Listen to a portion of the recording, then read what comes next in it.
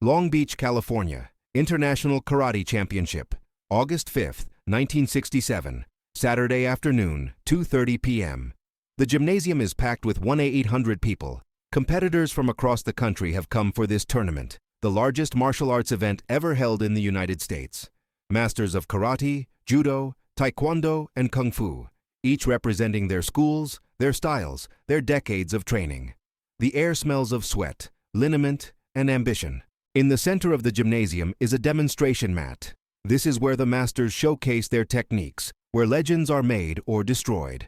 And at this moment, Bruce Lee stands in the center of that mat, surrounded by 5 men, 5 black belts, 5 combat specialists who together have accumulated more than 80 years of martial arts experience.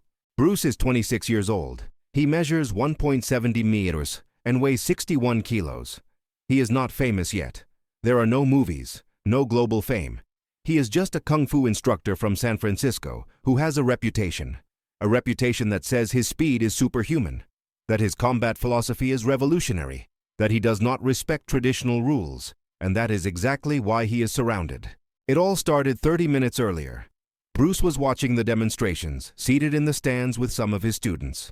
On the mat, a karate master was performing traditional katas, precise, elegant, choreographed movements. The crowd applauded politely. Bruce did not applaud. One of his students asked why. "That's dance," Bruce said in a low voice. "Beautiful but useless in a real fight. In a true combat, half of those movements would leave you exposed, vulnerable. You'd be on the ground before completing the first sequence." His voice was not as low as he thought. 3 karate masters seated 2 rows below heard him. They turned around. One of them, Sensei Tanaka, 42 years old, 6th Dan in Shotokan Karate, looked directly at Bruce. "You have something to say about our techniques, young man?" Tanaka's voice cut through the air, polite but with a sharp edge. Bruce did not hesitate. "I do. Traditional karate is too rigid, too dependent on fixed forms. In a real fight, against an unpredictable opponent, those forms betray you." The gymnasium grew quieter. People began to turn, realizing something was happening. Tanaka stood up. "Interesting perspective from someone so young. Perhaps you'd like to demonstrate your superiority?" Bruce also stood up. "It's not about superiority. It's about effectiveness." "Then demonstrate effectiveness," said another master, Sensei Yamamoto, also a black belt, kumite specialist. "Show us why our decades of training are, as you say, useless." The tension escalated quickly. Other masters joined in. What began as a philosophical debate was turning into a direct challenge. The event coordinator, Ed Parker, tried to intervene, but Bruce raised his hand. "All right," Bruce said calmly. "I'll demonstrate. But I don't want to hurt anyone. This will be just a demonstration of principles." "We decide whether we get hurt or not," Tanaka replied. And so, 5 karate masters stepped down onto the demonstration mat. Tanaka, Yamamoto, and 3 other black belts, Sensei Kobayashi, Sensei Chen, and Sensei Martinez, all with more than 15 years of experience, all with established reputations, all offended by this arrogant kung fu instructor who disrespected their arts in front of 1,800 witnesses. Bruce stepped onto the mat. No warm-up, no preparation. He just walked calmly to the center. The 5 masters surrounded him, forming a perfect pentagon, each about 2 meters apart. Solid defensive positions, high guards, feet firmly planted. Ed Parker climbed onto the mat, clearly uncomfortable. "Gentlemen, this doesn't have to happen. We can resolve it with words." "Let it happen," Bruce said. His voice was firm, without arrogance, just certainty. 10 seconds. This will take 10 seconds. The crowd murmured. 10 seconds? One man alone against 5 experienced black belts, and he's predicting the duration? "Rules?" Ed Parker asked. "No fatal blows," Bruce said. "No attacks to the eyes or throat. Beyond that, free combat." The 5 masters agreed. They had absolute numerical advantage, collective experience advantage, and something to prove. This arrogant young man needed to learn respect. Ed Parker stepped back to the edge of the mat. He looked at the official timekeeper. "On my signal, start counting." The gymnasium was now in total silence, 1,800 people holding their breath. Was this going to be public humiliation or revelation? Would it validate decades of traditional karate or change everything everyone there thought about combat. "Ready?" Ed Parker asked. The five masters tightened their guards. Bruce simply stood still, arms relaxed at his sides, posture upright but loose. He looked completely unprepared. He looked vulnerable. "Begin!" The timer started.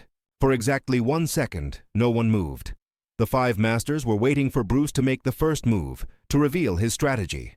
Bruce was just breathing, observing. His eyes moved slightly, processing 5 opponents simultaneously, calculating distances, reading body language, anticipating intentions. Second number 2.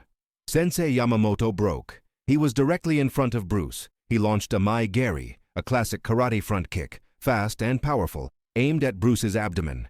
Bruce did not block. He simply rotated his body 45 degrees. The kick passed through the empty space where Bruce had been half a second earlier. And in the same fluid motion, while Yamamoto was still with one leg in the air, off balance from his own force, Bruce took a lateral step and executed a leg sweep so fast it seemed to happen before Yamamoto's kick even landed. Yamamoto fell. He didn't stumble, didn't stagger. His feet were literally swept out from under him. He hit the mat on his back, the air forced out of his lungs. 1 down. 3 seconds. The other 4 reacted instantly. Tanaka and Kobayashi attacked simultaneously from the sides, fists closed, punches converging on Bruce's head. Synchronized, trained movements, the kind of coordinated attack that should have been impossible to evade. Bruce dropped, not a partial dodge, but a complete drop in height, as if his legs had vanished. The 2 punches passed through the air above him, so close they brushed Bruce's hair. And from that low position, Bruce spun, his body becoming a whirlwind of motion. His right leg swept Tanaka. His left leg, in the same continuous spin, struck Kobayashi. 2 bodies falling almost simultaneously. 3 down. 5 seconds. Chen and Martinez were now behind Bruce. They had positioned themselves strategically, waiting for the right moment. Now they attacked together. Chen with a descending hammer fist, Martinez with a straight punch to Bruce's back. Bruce rolled forward. Not a defensive move, but offensive. He rolled directly between Yamamoto's legs, who was trying to get up, using the fallen master's body as a momentary shield. Chen and Martinez collided with each other, their own attacks finding empty air, and then their fellow attacker. Bruce emerged from the roll already standing, already in motion. He was now behind Martinez. A precise palm strike between Martinez's shoulder blades. Not brute force, but perfect timing, hitting Martinez exactly when he was off balance from the collision with Chen. Martinez fell face first onto the mat. 4 down, 7 seconds. Chen turned, finally locating Bruce. He was furious now, humiliated. He launched a 3-punch combination, each faster than the last, each targeted with deadly precision at vital points. Bruce evaded all 3. He didn't block, just moved his head minimally, each punch passing centimeters from connecting. And then, when Chen completed his combination, when his arms were extended, when he was fully committed to the attack, Bruce simply stepped inside his guard and pushed. It wasn't a punch, it was a push with both palms on Chen's chest. But the force, the momentum, the precision of the timing sent Chen flying backward 3 meters. He fell seated, slid another meter, and when he tried to stand, his legs wouldn't respond.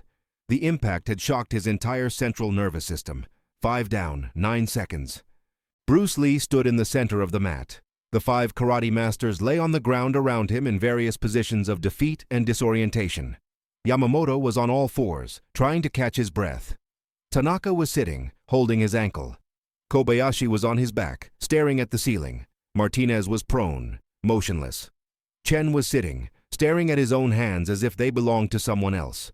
9.6 seconds on the official timer. The gymnasium exploded, not in applause, but in chaos.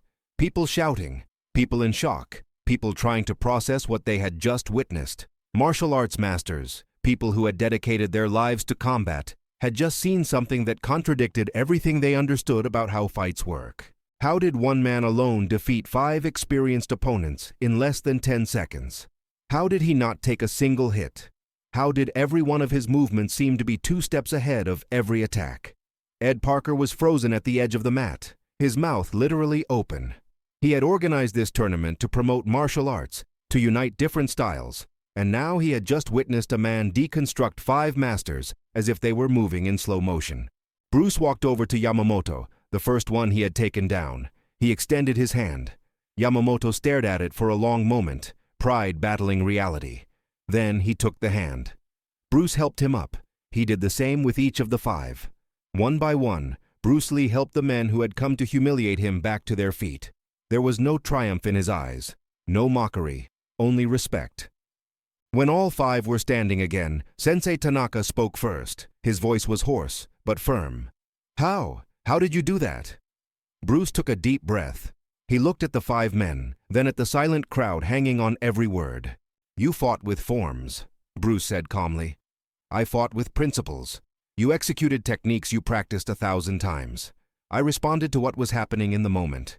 You attacked where I was. I was already where you didn't expect. This is the difference between classical martial art and Jeet Kune Do, the way of the intercepting fist. No fixed forms, but total fluidity. Sensei Chen, still trembling slightly from the impact, asked, Were you predicting our movements? Not predicting, Bruce corrected. Reading.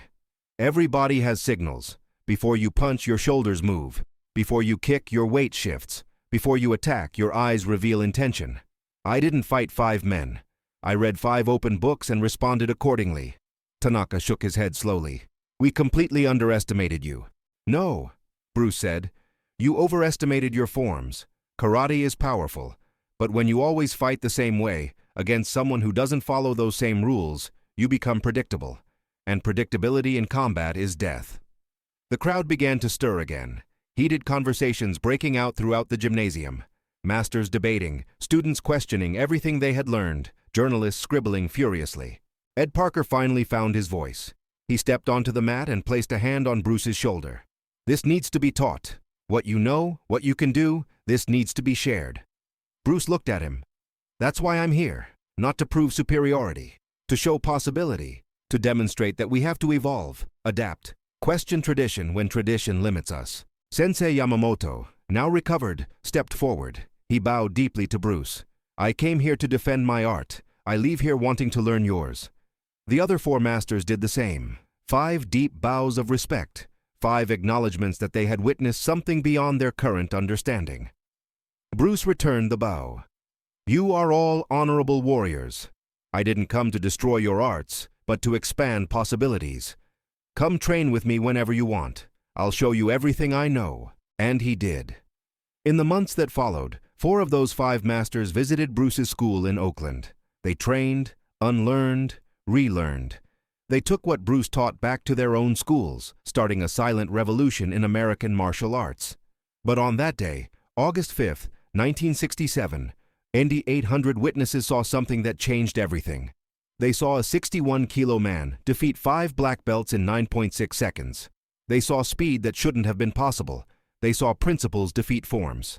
And the legend of Bruce Lee, who would one day conquer the world through cinema, began right there, on the floor of a gymnasium in Long Beach, with 5 masters on the mat and an undeniable truth in the air.